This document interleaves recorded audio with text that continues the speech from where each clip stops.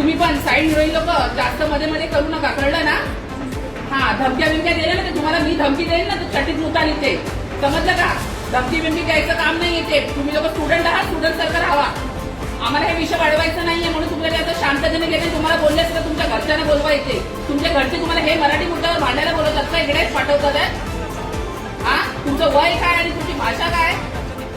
पळतात ना तुमचे रिक्षावाले, युपीवाले. पळा मग तुम्ही परत जावा युपीला. कशाला इकडे करताय काय? जाऊन तुमच्या युपीवाले रिक्षावाले परत मुंबईत येतात. तिथे रोजगार नाहीये. आता येऊन मराठी शिकतात आहे. हे जरा बघा.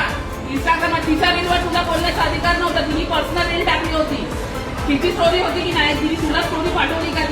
तुला तिने रील पाठवली नाही ना? मग तुला तिच्यावर कमेंट करायची गरजच नव्हती. ही मुलगी आणि चॅटिंग मध्ये काहीतरी कुठल्यातरी गोष्टी बोलणं झालेलं आहे. त्यात मराठी मुद्दा तिने घेतलेला आहे. राजसाहेबांचे चमचे वगैरे बोलते ही एवढीच. आता इथे काठवडा फोडायचं काय करायचं तुम्ही सांगा.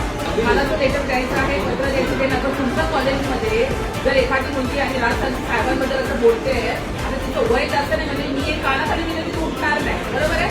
म्हणून तिला तुम्ही मारू पण शकत नाही, कारण की लहान आहे.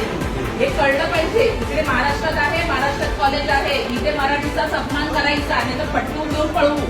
नाही तुम्हाला जमत असेल जावं तुमच्या युपी बिहारला, इकडे यायचं नाही महाराष्ट्रामध्ये.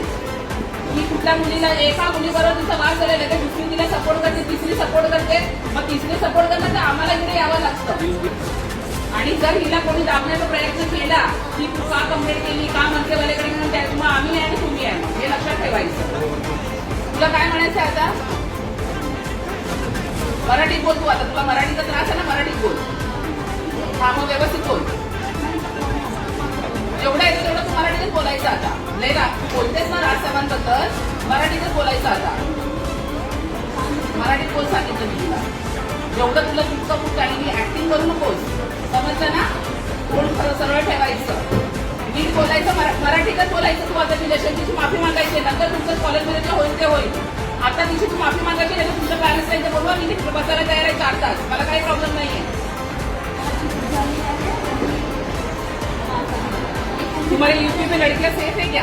यहाँ पे 4 बजे भी तुम लोग अकेले घूम सकते हो. हाँ है ये लड़की सेफ है तो महाराष्ट्र का इसके लिए हम लोग का अभिमान है, समझे क्या? हाँ, तुम्ही कॉलेज लेवल करा, आम्हाला हीच अपेक्षा आहे. आणि मला आतमध्ये येऊन मला पण ह्यांचं कोणी कळते, म्हणजे मलाही आवडत नाही मी असं बोलू, पण एवढ्या मोठ्या माणसाबद्दल तुम्ही बोलले, तुमची लायकी नाही तेवढी बोलायची. तर आता याच्याकडनं जर कोण बोललं तर मारत बाळ लिहिलं असतं, कारण की ते मार खाण्याच्या लायकीचे आहेत. हिला गेले मला उठायचे नाही, काय मारू तुला मी?